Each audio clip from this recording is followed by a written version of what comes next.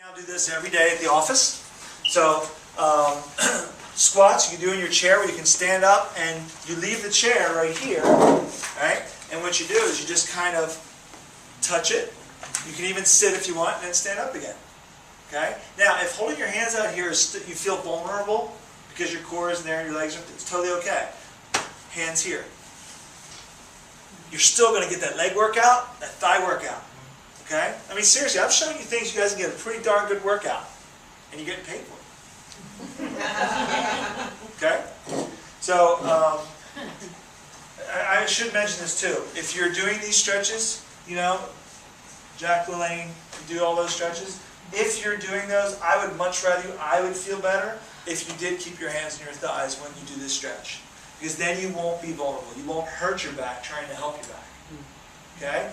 And you just work your way down, breathe it out, breathe it 3 or 4 times, and then you can walk your way out. See how much more stable that is?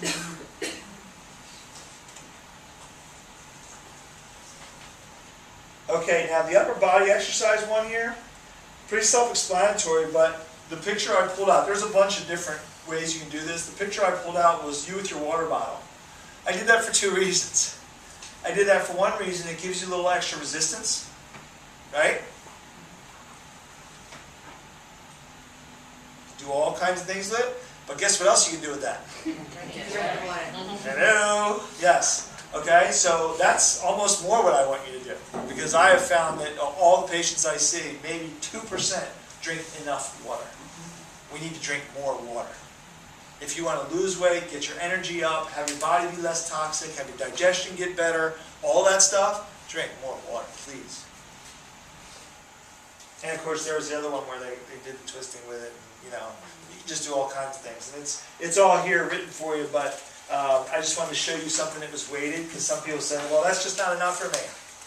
Well, like I said, I'm showing you, bless you, I'm showing you this stuff and I'm breaking a sweat. So it's a really good start, and it's something you can do during the day. I put a couple things that don't have pictures to them, like your calf stretch and your abdominal stretch. I want to really take a moment with these two. Your calf stretch is important because I deal with, how many people in here either know somebody or have themselves plantar fasciitis? Excuse me? Plantar fasciitis. It's when you get that pain in the bottom of your foot. Oh, okay. Yeah. It's a fun thing to say. You should try it. Yeah. So, actually what plantar fasciitis, all it is a contraction condition. It means that the soft tissue is getting contracted, and because it's attached to other bones and ligaments, it is actually being pulled together. It can be very painful. But it also affects people when they sit for a long period of time or they sleep, because the body's already in contraction. If you want to get rid of this, the best way to get rid of it is start stretching every day, 2 to 3 times a day. Low back, glutes, thighs, calves, and feet, and it'll start to go away. Very simple. So basic calf stretch, you can get up, go to the wall closest in your office. You guys know how to do this, right? So you take the leg back so the toes are up, and then you'll force the heel to the floor. Okay? I would also recommend you contract the abdominals. Look up, and then what am I going to tell you to do? Breathe. You guys are great. And then you switch. Okay? Pretty simple stuff. Abdomen. This will be the last thing. We'll finish up with the abdomen. Contracting the abdomen, getting lean abs is not as hard as we make it. Okay? I know you guys are going to say, well, I've been working at it forever. The sit-ups, no good. Just stop doing them. They don't work. They mess up your back and neck. Okay? The contraction of them is the important part. Right? I told you about that guy who had the really good abs, yet he wasn't strong through here.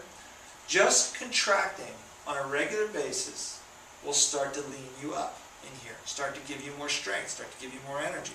So right now, sitting exactly where you are, I want everyone to get in a good postural position. Okay? And I want you to suck your belly button into your spine, but down. Okay? Do you feel that? Okay? Do that hold it for about 5 to 8 seconds. Do that about 10 times, 3 or 4 times a day, or anytime you think of it. You can do this while you're driving. Okay? You're going to start to feel some tone there. I'll tell you another thing, and this is not something you can do at the workplace, but you know the rebounder, right? Those little trampolines, Yes. okay? Those are the coolest things on the planet, yet everyone thinks that's stupid.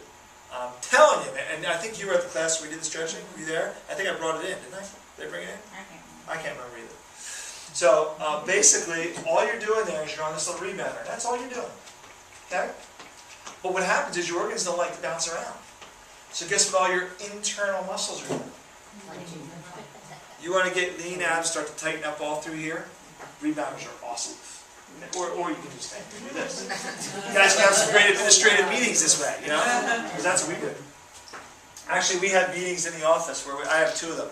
And we have a meeting where someone has to be on a rebounder all the time. So no one can be sitting, you know, like 2 may be sitting, and then 2 will be on a rebounder. And then 1 will get tired and jump off, and someone else has to jump on. And that's how we do our meetings sometimes, so it's a lot of fun. Okay, so there was tons and tons of stuff there that I could have even gone further with, but did you get a little something from